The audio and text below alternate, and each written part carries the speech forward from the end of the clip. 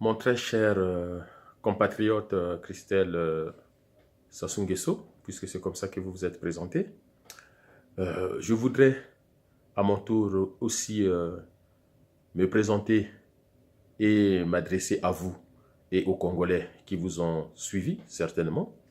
Je m'appelle Moini Ivolo Didier, je suis Congolais et depuis maintenant plus de 40 ans, je suis avec attention les difficultés de mon pays, difficultés liées en grande partie au comportement de ton père et à ton propre comportement puisque tu as été pendant des années le saint patron de la SNPC, grande entreprise du pétrole au Congo créée par l'Issouba et qui est aujourd'hui en faillite, en dépôt de bilan, grâce à votre action inactive et grâce à votre incompétence. Vous dites que vous êtes élu de la République. Alors, ma question est simple. Comment pouvez-vous vous définir comme un parlementaire alors que vous ne siégez pas au Parlement? Suffit-il d'être élu par les Congolais d'une circonscription, la vôtre, pour se dire parlementaire? Si vous êtes parlementaire, alors en quoi consiste votre action? Et depuis que vous l'êtes, qu'est-ce que vous avez déjà fait? Nous voudrions bien le savoir. Autre chose, dans votre allocution, que d'ailleurs vous avez bien lu, mes félicitations, ça prouve qu'à l'école, vous avez bien intégré vos leçons de lecture, mais aussi mes félicitations à celui qui a écrit votre discours. C'est un très beau discours philosophique, mais concrètement, nous n'avons rien compris. Et d'ailleurs, j'ai bien vu que celui qui faisait défiler le discours suivait bien le rythme de vos yeux, donc ce qui n'est pas mal en termes de technologie. Mais cependant, si vous êtes vraiment soucieux de la jeunesse congolaise, pouvez-vous nous dire que pensez-vous des assassinats à Chakona? Voilà. Près de 17 jeunes ont été sauvagement assassinés dans un commissariat de police à Chakona, à Mpila, non loin de vos maisons, et vous êtes restés silencieux. C'est quand même étonnant pour quelqu'un qui se dit soucieux de la jeunesse de son pays. Et puisque vous l'êtes, eh bien, je voudrais vous écouter. Tous les Congolais aimeraient savoir quelle est votre réaction si vous êtes président de la République et qu'un jour qu'on vous dise que la police vient d'assassiner les jeunes dans un commissariat de police, vous faites quoi? Et qu'avez-vous dit à votre père? Puisque, ne l'oublions pas, c'est votre père qui est le président du Congo. Lui-même s'est tué et vous avec. Si vous êtes pour la paix, mais savez-vous seulement ce que c'est la paix?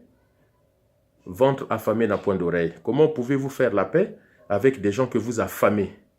Comment pouvez-vous faire la paix avec des gens qui n'ont plus de quoi manger, qui n'ont plus de travail, qui sont au chômage depuis longtemps? Les pensions de retraite ne sont pas versées.